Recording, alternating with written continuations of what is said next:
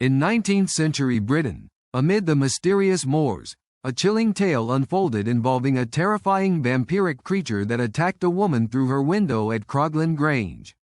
This haunting story, woven with fear, superstition, and unresolved mystery, captured the imaginations of locals and folklore enthusiasts alike, challenging rational explanations and fueling primal fears of unseen horrors lurking in the darkness. Eager to uncover the full story behind this eerie encounter? Dive into the haunting details of Croglin Grange's darkest night. In the cold, fog-laden nights of early 19th-century Cumberland, Croglin Grange stood isolated, its stone walls whispering tales of decay and silence. The rural community lived in wary harmony, deeply superstitious yet skeptical of dark legends, until the night that changed everything. That evening, a young woman named Mary fell ill, her screams piercing the stillness, awakening a sense of primal horror. Mary's screams echoed through the darkness as a shadowy figure clawed at her bedroom window.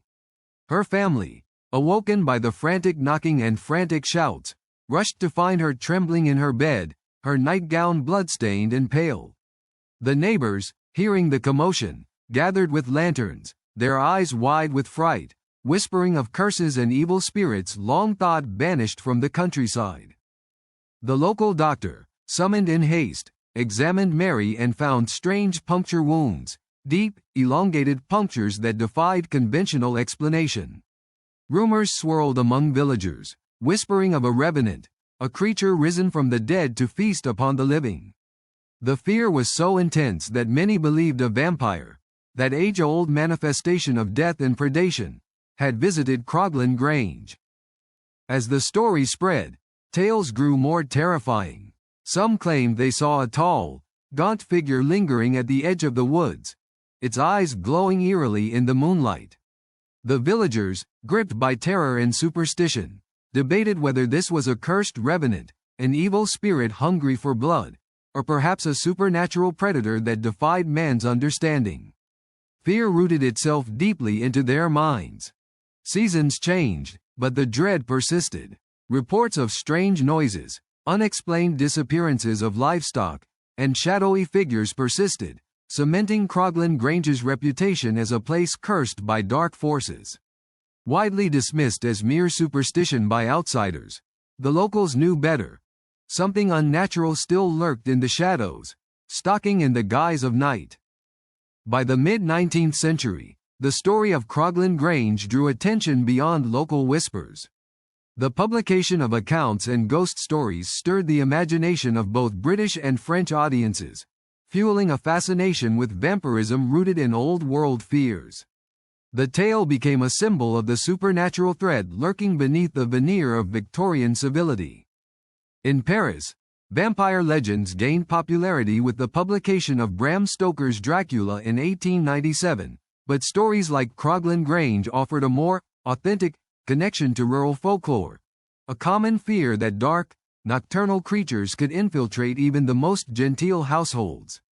The notion that evil could strike from a window haunted and fascinated Victorian society.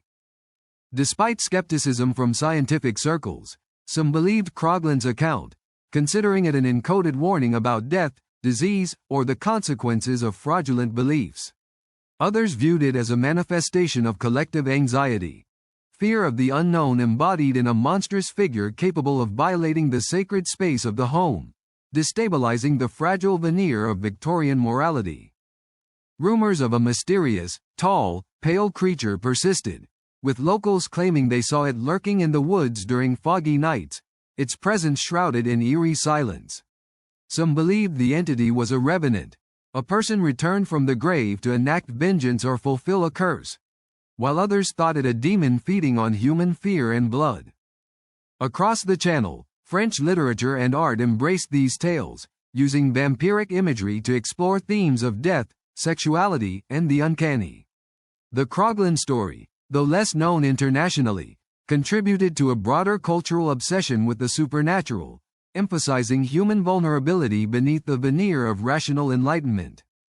In the cold dawn of 1861, a new chapter unfolded when a local farmer, Thomas, reported witnessing a tall shadow slipping past his barn. Heart-pounding, he chased after it but found only footprints, long, deep impressions leading to and from Croglin Grange's surrounding woods, as if something had recently moved with unnatural weight and purpose.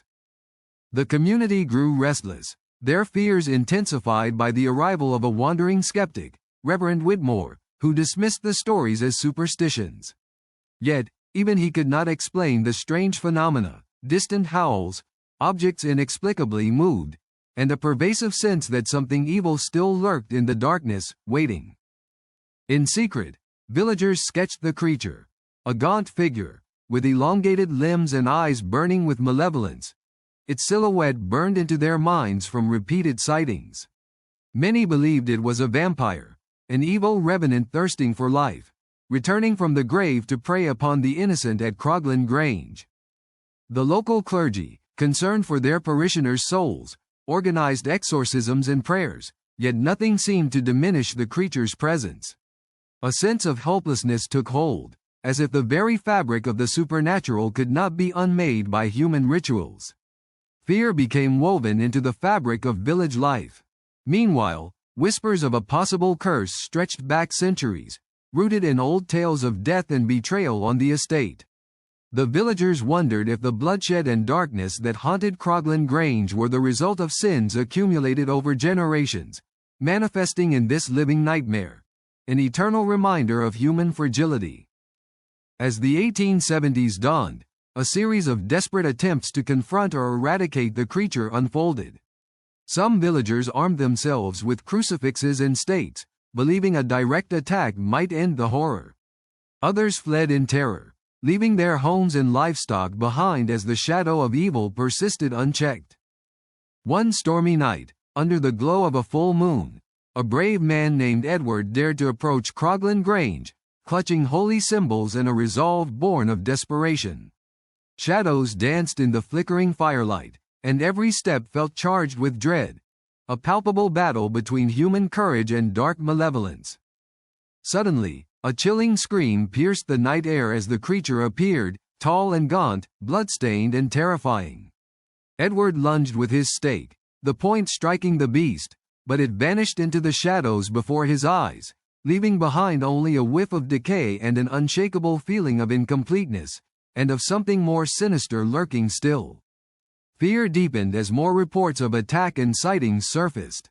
The villagers wondered if the creature was truly destroyed or merely wounded. Tales spread of a creature that became more cunning, more elusive, feeding on their doubt and terror. The very fabric of their reality seemed to warp in the grip of an ancient evil.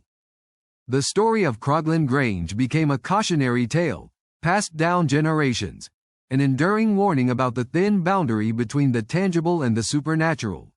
The villagers learned that some fears, no matter how irrational, could take on a life of their own, transforming an old mansion into a legend etched in time. In the late 19th century, amidst the ebb of belief and the rise of scientific rationalism, the haunting at Croglin Grange persisted as a symbol of the intangible fears that still haunted humankind. Scholars debated whether the story was a pseudo-historical myth or a real manifestation of collective subconscious dread. The story's allure grew as it traveled into the realm of legend. Some suggested it was a reflection of Victorian anxieties about death, morality, and the unseen forces threatening civilization. The vampire, long a symbol of primal fears, became an archetype for society's struggle against darkness within and without. In France, similar tales circulated, with authors weaving the Croglin legend into their own narratives, blending horror with moral lessons. The idea that evil might take on corporeal form, an embodiment of death's insidious power, resonated deeply across cultures, inspiring art, literature, and even psychological inquiry.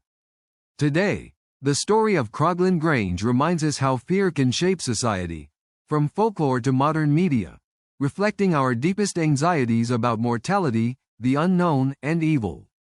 It teaches that recognizing and confronting darkness, whether supernatural or psychological, remains a vital part of human resilience. Ultimately, Croglin's tale endures as a mirror to our collective psyche, urging us to face what lurks in shadows, be it ancient evil or modern despair, with courage, empathy, and an unwavering search for truth beneath layers of myth and fear.